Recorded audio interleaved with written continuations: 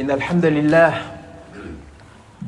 نحمده ونستعينه ونستغفره ونتوب إليه ونعوذ بالله تعالى من شرور أنفسنا ومن سيئات أعمالنا من يهد الله فلا مضل له ومن يضلل فلا هادي له وأشهد أن لا إله إلا الله وحده لا شريك له وأشهد أن محمدًا عبده ورسوله يا أيها الذين آمنوا اتقوا الله حق تقاته ولا تموتن إلا وأنتم مسلمون يا أيها الناس اتقوا ربكم الذي خلقكم من نفس واحدة وخلق منها زوجها وبث منهما رجالا كثيرا ونساء واتقوا الله الذي تساءلون به والأرحام إن الله كان عليكم رقيبا يا أيها الذين آمنوا اتقوا الله وقولوا قولا سديدا يصلح لكم أعمالكم ويغفر لكم ذنوبكم ومن يطع الله ورسوله فقد فاز فوزا عظيما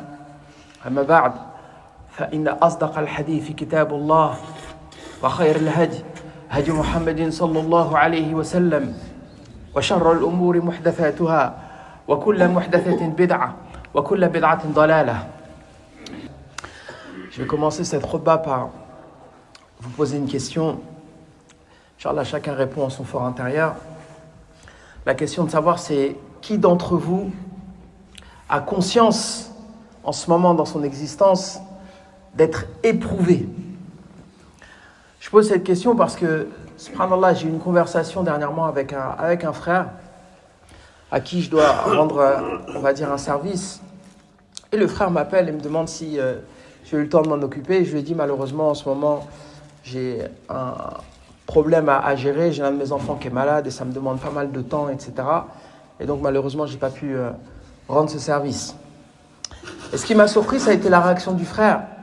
Évidemment, qui a souhaité qu'Allah Azza wa Jal me vienne en aide et qui a fait des doigts pour l'enfant. Et le frère m'a dit, subhanallah, nous autres qui ne sommes pas éprouvés, je me souviens plus du reste de la phrase. Mais ce qui m'a choqué, c'est qu'il se soit considéré comme étant une personne qui n'est pas éprouvée. Et subhanallah, et c'est un frère, machallah, que j'apprécie beaucoup et je sais que c'est juste un lapsus ou un oubli. Et comme Allah Azza wa Jal nous dit, وَذَكِّرْ فَإِنَّ الذِّكْرَ تَنْفَعُ الْمُؤْمِنِينَ, rappelle parce que le rappel sert aux croyants. En fait, il existe deux types d'épreuves. Il y a l'épreuve qui est évidente. L'épreuve dans le sens adversité, dans le sens maladie, pauvreté, peur, etc., etc. Ça, évidemment, quand on emploie le mot épreuve, c'est la première chose qui nous vient à l'esprit. Et c'est quelque chose, évidemment, qui n'est pas souhaitable. Évidemment qu'on préfère vivre loin de ce type d'épreuve. Mais la réalité, c'est que ce type d'épreuve-là, c'est un type d'épreuve qui, généralement, nous pousse naturellement vers Allah Azza wa Jal. C'est-à-dire que lorsqu'on est éprouvé par la maladie, par les problèmes, par les enfants qui tombent malades ou qui ont des problèmes, bref, naturellement on va se tourner vers Allah. Naturellement on prie Allah, ou même les gens dans notre entourage. Allah yassir lak, etc. Mais il y a un deuxième type d'épreuve qui, à mon sens, est beaucoup plus subtil et par conséquent beaucoup plus dangereux. C'est quand Allah Azza wa Jal t'éprouve par l'aisance. C'est quand Allah Azza wa Jal t'éprouve par la richesse. C'est quand Allah Azza wa Jal t'éprouve par les enfants qui sont en bonne santé. C'est quand Allah Azza wa Jal t'éprouve par la vie facile, un logement. Et subhanallah, ça c'est un type d'épreuve qui généralement est plus enclin à t'éloigner d'Allah Azza wa Jal. C'est plus facile de s'égarer dans la richesse. Et ça, c'est de manière générale. Il y a des exceptions, évidemment, que de s'égarer dans l'adversité et dans la pauvreté.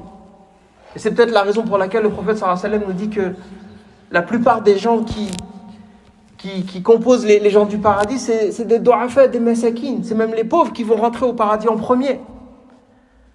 Et donc, que les gens qui considèrent qu'ils ne sont pas éprouvés reconsidèrent, yani qu'ils méditent cette question, parce qu'en vérité c'est une question qui est grave.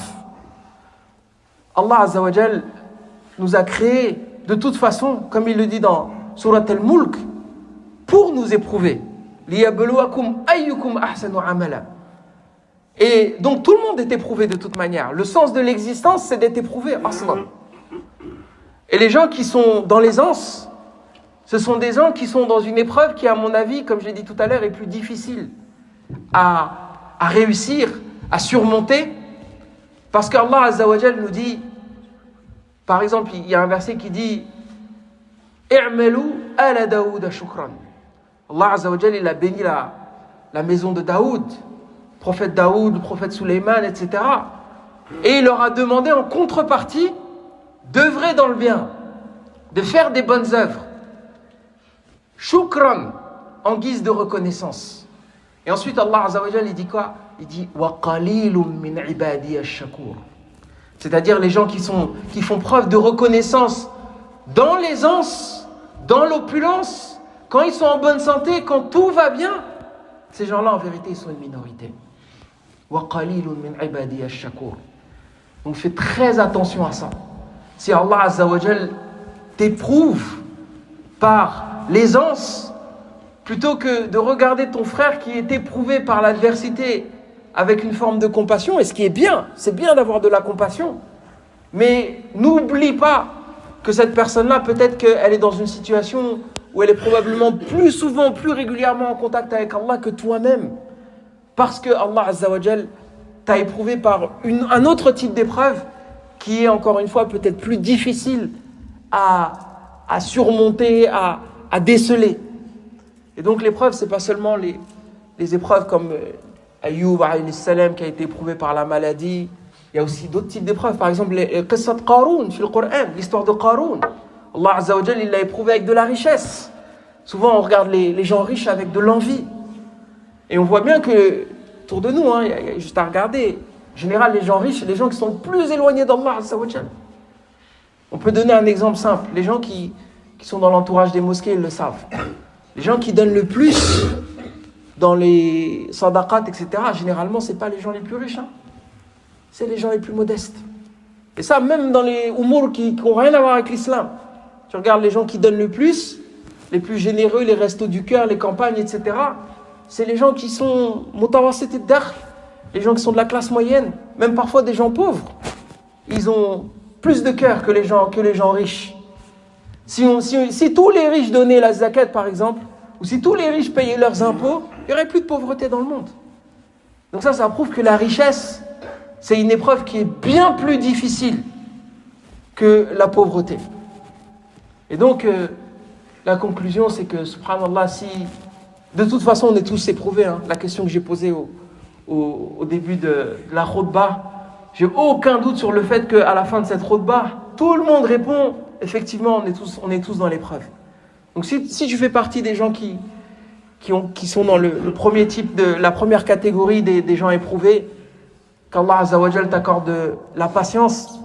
Et je te rappelle que Allah Azza wa Jal, le prophète sallallahu alayhi wa sallam, nous dit que la délivrance vient avec la patience, que la victoire vient avec la patience et que la délivrance vient avec l'adversité et que avec la difficulté vient la facilité.